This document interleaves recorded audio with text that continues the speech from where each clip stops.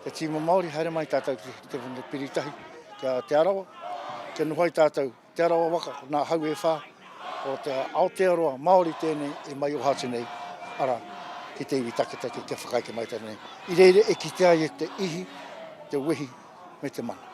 O te whakahono mai, ara, i nā iwi e rua, i raro i te kaupapa, o taku tino rangatiratana. Ko te iwi Māori, e munguruna!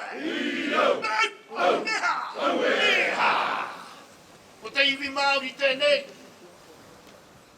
e tuku mihi atu nei kia koutou, e te ahurea tahito rawa o te ao.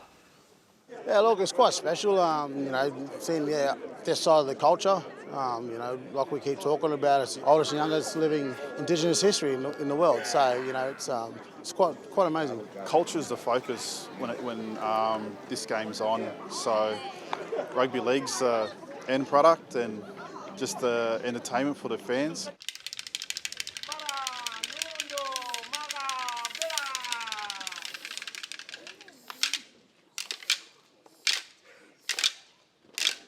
Yeah, it's beautiful. My wife is actually Indigenous herself, and she's pregnant at the moment, so our baby will be a mix. So it means a lot to represent my culture, and in the future I'll teach her about both. Remember growing up, idolising Māori players or athletes or anything, figures. So it's pretty special for me to represent my culture and show the younger ones that they can do it too. Just show some inspiration.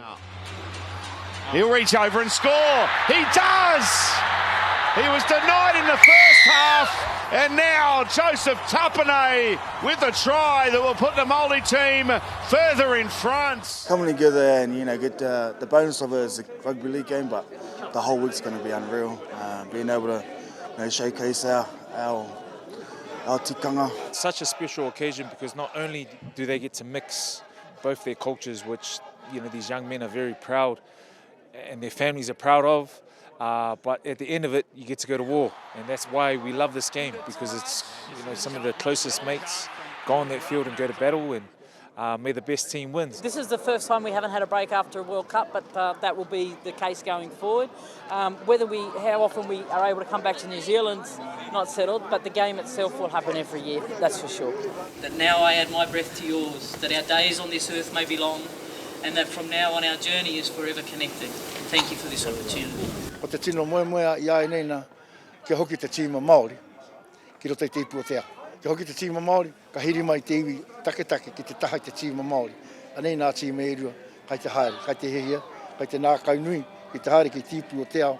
Ka kite koe nā tākoro a te rāhore haramai nei, kai reira te ihi te wehi, me te mātaurana o te tākoro, te ātāhu o te tākoro. Ka raru i a rātau e taho nā tīma o tā wāhi. It's battered dead and the Māori team will win! What a big finish!